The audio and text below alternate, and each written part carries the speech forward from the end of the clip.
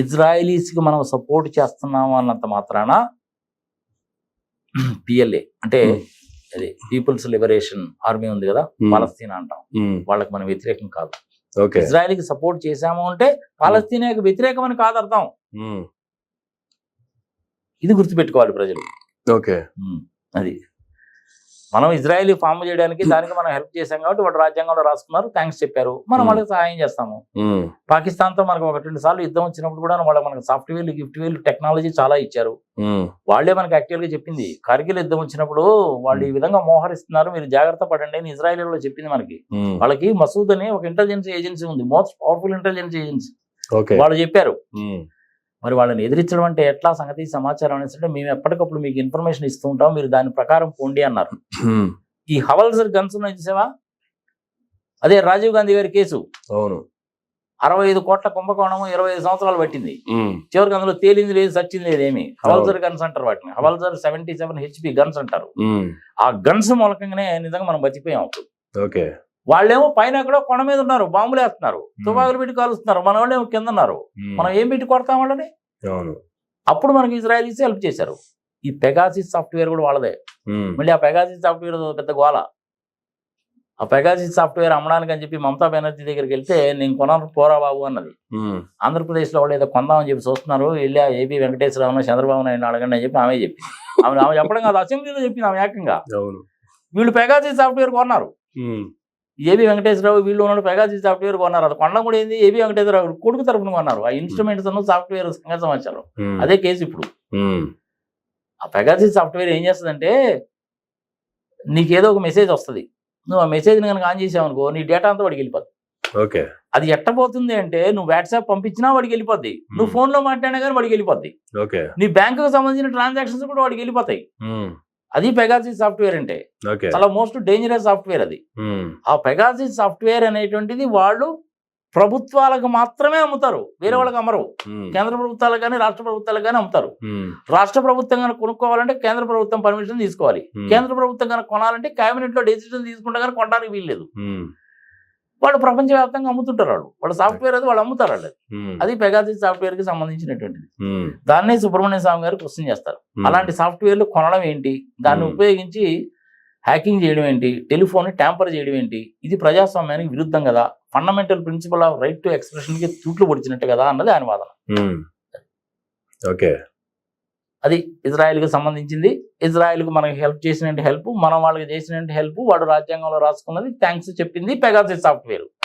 ఈ Pegasus software కన్నా మళ్ళీ మమతా బెనర్జీ, మోడీ గారు, చంద్రబాబు నాయుడు గారు, ఏబీ వెంకటేశ్వరరావు వచ్చేస్తారు. అది సంగతి. రైట్ గురుజీ. నెక్స్ట్ చూసుకుంటే letter of occasion, Indian independence act 1935. Letter of అక్సెషన్ అంటే భారతదేశానికి స్వతంత్రం ఇవ్వాలి అని బ్రిటిష్ వాళ్ళు డిసైడ్ చేశారు. ఇప్పుడు 2వ ప్రపంచ యుద్ధం జరగడానికి ముందే ఇండియన్ ఇండిపెండెన్స్ యాక్ట్ 1935 అని చెప్పి తీసుకొచ్చారు. 2వ ప్రపంచ యుద్ధం జరిగింది. 2వ ప్రపంచ యుద్ధం జరిగినప్పుడు భారత దేశానికి సంబంధించిన సైనికులు కూడాను మాకు గనక హెల్ప్ గనక చేసినట్టు కనుక అయితే మీకు స్వతంత్రం ఇస్తామని చెప్పి పెట్టారు. ఈ బ్రిటిష్ వాళ్ళు చేసేవన్నీ ఎప్పుడు ఇట్టనే ఉంటాయి, కుక్కనికి వరాలంటారు, సో అలాంటివి చేస్తారు. అప్పుడు కొన్ని వందల సంవత్సరాల కింద ఓటమన్ సామ్రాజ్యాన్ని అలాగే చేశారు, ఈజిప్ట్ని అలాగే చేశారు, ఈ సిరియా ఈజిప్ట్ వీళ్ళని అలాగే చేశారు. వీళ్ళకి ఎప్పుడైనా కానీ అదే అనమాట, ఆక్యుపై చేస్తారు, వ్యాపారం చేసుకుందామని వస్తారు, మెత్తగా మాట్లాడతారు, మధ్యలో తగాదలు పెడతారు, ఒకటి పక్షాన్ని చేస్తారు, వేరే వాడిని పొడి చేస్తారు, మొత్తాన్ని ఆక్యుపై చేస్తారు, చివరికి అధికారం చెలాయిస్తారు. అది బ్రిటిష్ వాళ్ళ నైజం. I'm sorry to say this, but ఇది వాస్తవం అబ్బా, అది నేను చేయగలిగిందంటే ఏమి లేదు. అదే సుబ్రహ్మణ్య స్వామి గారు అంటారు, $32 ట్రిలియన్ భారతదేశ సంపదని దోచుకున్నారు అనేటువంటిది ఆయన చెప్పిందే. అది సో అట్లా చేస్తూ ఉంటారు అన్నమాట వాళ్ళు, బ్రిటిష్ వాళ్ళు. ఆ పనే చేశారు వాళ్ళు. లెటర్ ఆఫ్ అక్సెషన్ అంటే ఏంటంటే, స్వతంత్రం వచ్చిన తర్వాత భారతదేశానికి 560 సంస్థానాలు ఉన్నాయి. అప్పుడు ఏం చేశారంటే బ్రిటిష్ వాళ్ళు మతపరంగా భారతదేశాన్ని పాకిస్తాన్ని విడగొట్టారు. మతపరంగా, మరి మతపరంగా పాకిస్తాన్ భారతదేశాన్ని విడగొట్టినప్పుడు, పాకిస్తాన్ అన్నప్పుడు, ఇండియా అన్నప్పుడు, మతపరంగా నువ్వు పాకిస్తాన్ ఇచ్చినప్పుడు మరి హిందూ దేశాన్ని ఏమన్నా అప్పుడు పేరే హిందూ దేశం కదా కదా, మరి ఇక్కడ హిందువులు మాత్రమే ఉండాలి, వేరే వాళ్ళు ఉండకూడదు అని చెప్పాలా చెప్పకూడదా? ప్రజల విజ్ఞతకు వదిలేద్దాం మనం దాన్ని. సరే ఇప్పుడు 75 సంవత్సరాలు గడిచిపోయింది, మనం చేయగలిగిందంటే ఏం లేదు. అయినప్పటికీ కూడా తలుచుకుంటే చేయొచ్చు. మళ్ళీ ఇంకో ప్రపంచ యుద్ధం దారి తీసినా దారి తీస్తుంది. It is different thing. అది కావాలని చెప్పి రావాలని చెప్పి నేను కోరుకోవట్లా, మనసాక్షిగా చెప్పాలంటే. ఇప్పుడు ఏం జరిగింది, 560 సంస్థానాన్ని కూడాను విలీనము చేయడానికి కోసం అని చెప్పి అందరి దగ్గర కూడాను లెటర్ ఆఫ్ అక్సెషన్ తీసుకున్నారు. అంటే భోపాలు, మెడ్రాస్లో ఉండేటువంటి వాళ్ళు, మైసూరు మహారాజు గారి దగ్గర, జైపూరు, జోధ్పూరు, ఉదయ్పూరు, చిత్తూరు, గ్వాలియరు, వీళ్ళందరూ ఇండిపెండెంట్ రాజులు కదా. వాళ్ళందరూ జమీందారులను రాజులను ఏ పేరైనా పెట్టు, వాళ్ళందరినీ విలీనం చేయడానికి లార్డ్ మౌంట్ బాటన్ గారు ఏం చేశారంటే, అందరి దగ్గర కూడాను మీరు భారతదేశంలో ఉంటారా పాకిస్తాన్లోనే ఉంటారా డిసైడ్ చేసుకొని రైటింగ్లో ఇవ్వండి అని అడిగారు. అదే చట్టంలో ఉన్నది, అదే అడిగారు. అట్లా అందరూ కూడాను ఇచ్చారు. ఈ పనంతా చేసింది ఎవరంటే సర్దార్ వల్లభాయ్ పటేల్. ముగ్గురు సందిగ్ధంలో పడ్డారు. అందులో జూనాగఢ్ ఒకటి. దాని తర్వాత భారతదేశంలో గెలిచిపోయింది. జూనాగఢ్లో ఏంటి, హిందువులేమో ఎక్కువ, కింగ్ ఏమో ముస్లిం. అతను పాకిస్తాన్లో కలవాలని ఉండింది, కానీ ప్రజలు ఒప్పుకోలేదు, ఇండియాలో కలిసిపోయాడు. గుజరాత్లో ఒక పార్ట్ అది జూనాగఢ్ అంటే. జమ్మూ కాశ్మీర్లోనేమో హిందూ కింగ్ ఉన్నాడు, ముస్లిం పాపులేషన్. అతను ఏం చేశాడంటే లెటర్ ఆఫ్ యాక్సెషన్ ఇచ్చాడు. అదే ఆర్టికల్ 370. అందులో కండిషన్ తోటి ఇచ్చాడు. మనం 370 కూడా తీసేశారనుకో వదిలే. ప్రధానంగా ప్రజలు తెలుసుకోవాల్సింది ఏంటంటే, ఆ లెటర్ ఆఫ్ యాక్సెషన్ మీద సంతకం పెట్టి ఆయన శ్రీనగర్ నుంచి ఢిల్లీ పంపించేటప్పుడు ఆ లెటర్ ఆఫ్ యాక్సెషన్ మీద 26వ తారీఖున డేట్ వేశాడు. కరెక్ట్గా ఇయర్ గుర్తులేదు నాకు,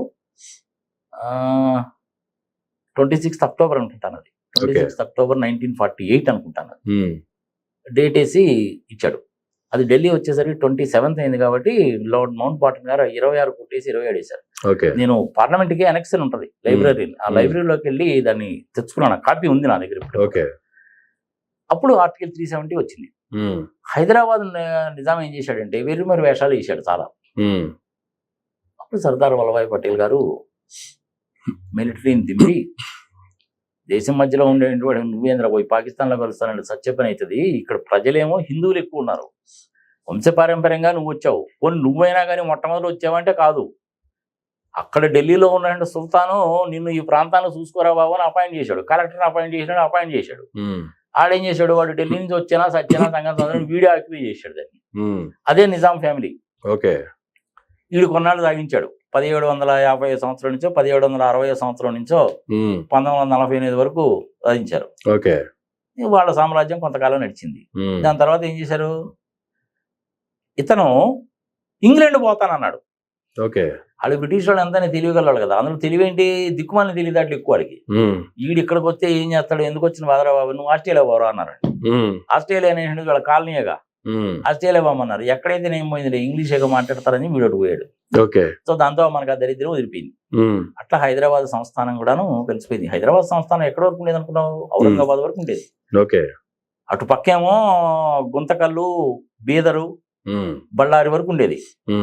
ఇటు పక్కేమో ఔరంగాబాద్ వరకు ఉండేది. చాలా పెద్ద సామ్రాజ్యం కదా ఇది. అప్పుడు అది ఇండియాలో కలిసిపోయింది. అది లెటర్ ఆఫ్ అక్సెషన్ అంటే. ప్రతి రాజు కూడాను, ప్రతి జమీందారు కూడాను ఇచ్చినటువంటి అగ్రిమెంట్ అన్నమాట. దీనికి కర్త కర్మ క్రియ ఎవరు అంటే సర్దార్ వల్లభాయ్ పటేల్ ద గ్రేట్. ఒక్కసారి నమస్కారం పెట్టి స్మరించుకుందాం. ఆయన చేసినటువంటి ఆ పని మూలకంగా నెహ్రూ గారు చేయాల, సర్దార్ వల్లభాయ్ పటేలే చేశాడు ఇది. అందుకని ఆయనకి చేతులు జోడించి నమస్కారం చెప్పుకోవాల్సిందే, లేకపోతే భారతదేశం పరిస్థితి ఈ విధంగా ఉండేది కాదు.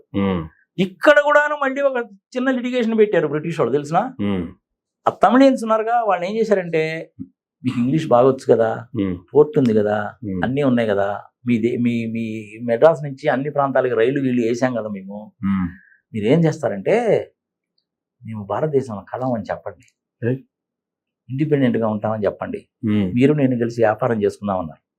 మన అదృష్టం బాగుండా జరగల. కానీ మొన్న ఈ మధ్య స్టాలిన్ ఏం స్టేట్మెంట్ ఇచ్చాడు, ఎటానమస్ స్టేటస్ కావాలి మాకు అన్నాడు. అంటే 1947లో బ్రిటిషర్లు చెప్పినటువంటిది ఏదైతే ఉందో ఇప్పుడు స్టాలిన్ గారు కూడా అదే మాట అన్నారు, ఎటానమస్ స్టేటస్ ఇవ్వండి అన్నాడు. అది కుదిరే పని కాదనుకో. ఇవన్నీ కూడా పాలిటిక్స్ అబ్బా, ఇది అప్పుడప్పుడు అంటూ ఉంటారు. కొన్నాళ్ళేమో తమిళ లాంగ్వేజ్ అంటాడు, కొన్నాళ్ళేమో ఎటానమస్ స్టేటస్ అంటాడు. ఇలాంటివన్నీ అప్పుడప్పుడు అంటుంటారు. ఇవన్నీ ట్రంప్ కార్డులు అనమాట, పెద్దగా పట్టించుకోవాల్సిన పని లేదు, తీసే. అట్లా జరిగిందనమాట. ఎస్ గురుజీ.